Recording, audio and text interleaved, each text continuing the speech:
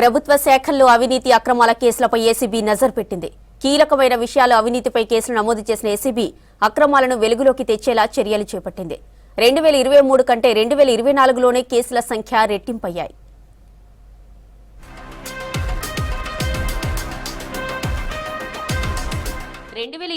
ఇయర్లో ఏసీబీ దూకుడు పెంచింది. ప్రభుత్వ శాఖల్లో లంచాలకు మరిగిన వాళ్ల ఆట కట్టిస్తూనే గత ప్రభుత్వ హయాంలో అవినీతి అక్రమాలకు సంబంధించిన కేసుల దర్యాప్తును స్పీడప్ చేసింది. రాష్ట్రంలో రాజకీయంగా ప్రకంపనలు సృష్టిస్తున్న ఫార్ములా ఈ రేస్ కేసుతో పాటు HMDA town planning director Shiva Balakrishna, గొర్రెల స్కీమ్ సహా కీలక కేసులను దర్యాప్తు వేగవంతం చేసింది.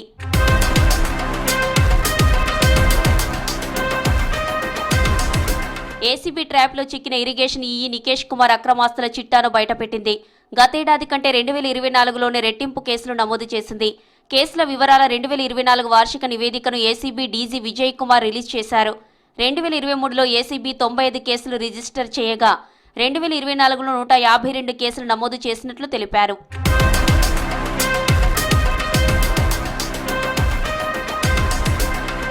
కాంగ్రెస్ ప్రభుత్వ ప్రజాపాలనలో అవినీతి అధికారులపై ఏసీబీ ఫోకస్ పెట్టింది. గతంలో మాదిరిగా రాజకీయ ప్రమేయం లేకపోవడంతో స్వేచ్ఛగా విధులు నిర్వర్తిస్తుంది. ఇందులో భాగంగా 2024లో మొత్తం 152 కేసులు నమోదు చేసి 223 మందిని అరెస్టు చేసింది.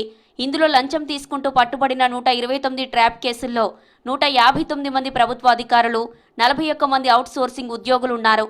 లంచంగా తీసుకున్న 82.78 లక్షలు సీజ్ చేశారు ఏసీబీ అధికారులు.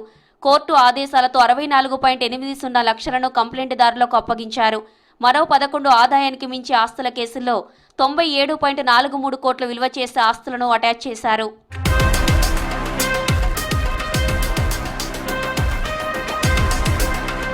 నిధుల దుర్వినియోగానికి సంబంధించి 12 కేసుల్లో 18 మంది ప్రభుత్వ ఉద్యోగులను అరెస్టు చేసింది ఏసీబీ. గతంతో పోల్చితే 2024లో 64% కన్విక్షన్ రేట్ రిపోర్ట్ అయిందని డీజీ విజయ్ కుమార్ చెప్పారు. అవినీతి అధికారుల సమాచారం తెలిస్తే 1064 ఏసీబీ టోల్ ఫ్రీ నంబర్కి కాల్ చేయాలని సూచించారు. ఆర్టీఏ సహా వివిధ డిపార్ట్మెంట్స్పై వచ్చిన అవినీతి ఆరోపణలతో 11 రెగ్యులర్ ఎంక్వైరీ కేసులు నమోదు చేశారు. 29 ఆకస్మిక తనిఖీలు నిర్వహించారు. అవినీతి అధికారులపై ప్రభుత్వానికి రిపోర్టులు ఇచ్చారు. 2018 నుంచి పెండింగ్లో ఉన్న 26 పాత కేసులను ఏసీబీ పరిష్కరించింది. గతంలో నమోదైన 105 కేసుల్లో సంబంధిత అధికారులను ప్రాసిక్యూషన్ చేసేందుకు ప్రభుత్వం అనుమతులు ఇచ్చింది. దీంతో ఆయా కేసుల్లో ఛార్జిషీట్ దాఖలు చేసింది ఏసీబీ. అటు ఏసీబీ నమోదు చేసిన 16 కేసుల్లో కోర్టులు శిక్షలు విధించాయి.